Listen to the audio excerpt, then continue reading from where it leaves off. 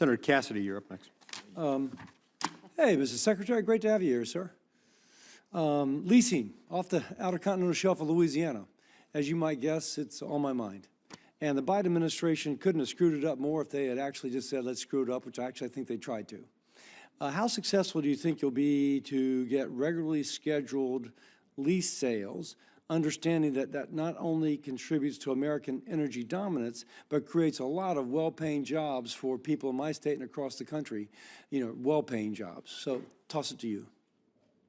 This is a priority for us to get back on a predictable, regular, follow-the-law schedule of lease sales. And for the Gulf of America, we're targeting to try to have a lease sale ready to go by December of this year. That's great. Now, one thing I've heard from my industry leaders is that it used to be so clockwork that they could plan a fishing trip with their son, fly into New Orleans, go to the lease sale, and then go out there.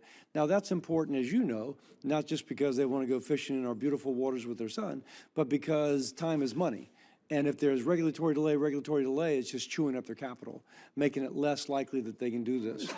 So what is the possibility that we will get back to where on a regular, like, first week in May or something, you can kind of count on it?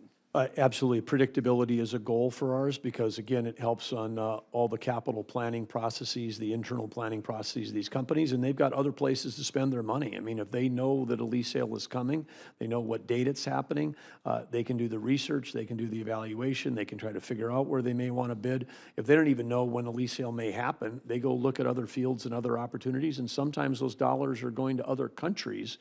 We're chasing capital away from the United States, and if people care about the environment, you should want to have every drop of every barrel produced here, every electron produced here, because we produce it cleaner, safer, smarter than anywhere else in the world. We're the country that's actually reducing, solving pollution, solving environmental issues, solving CO2 issues. That's all happening in America. It's not happening in the rest of the world. So we want to have those dollars for energy development come to this country.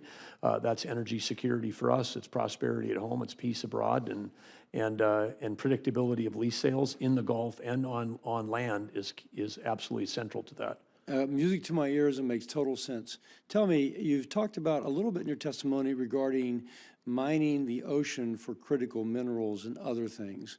Now, the law of the sea attempts to address that ability to do so. As you know, the U.S. has had several areas marked for itself. At least one or two of those areas we've since lost because we've not ratified that treaty. So what are your thoughts on that, and how do we progress on that? Well, I think that one of the things that's exciting about America is that innovation has always been the key to American greatness. The amount of innovation around mining in general. I think there's this, outdated 30, 40, 50-year-old idea of what mining is, but mining, oil and gas development, I mean, again, I had an opportunity to get to an offshore platform off of your state. I mean, these are technology-rich, unbelievably sophisticated operations. Any American would be wowed or thrilled to see what we're accomplishing. And I think that the future for really clean, efficient, I don't even know to say like vacuuming, but think of like vacuuming the seafloor with little impact, but what it could mean to us, particularly when we're in a spot right now where we've ceded ourselves and the rest of the free world has ceded the control of critical mineral refining to China. They control 85% of the refining on critical minerals, and on some rare earth minerals, they control 100% of it. So let me ask you that, knowing that this could be part of the solution to that very issue, is there a plan kind of being initiated that we are actually going to begin to do just that? Develop the technology or use our remote operated vehicles to go deep and to pull up whatever?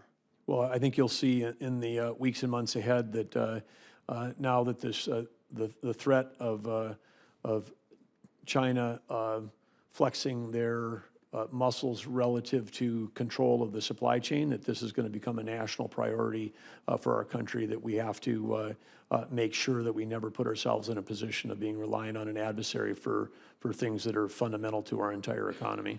Oh, that's, again, I like that. I always like to say wherever there's energy in the world being produced or something like that happening, there's somebody from South Louisiana showing them how to do it. And so this will be full employment for the people from my state. Yes. So thank you very much for your service. Thank you, Senator.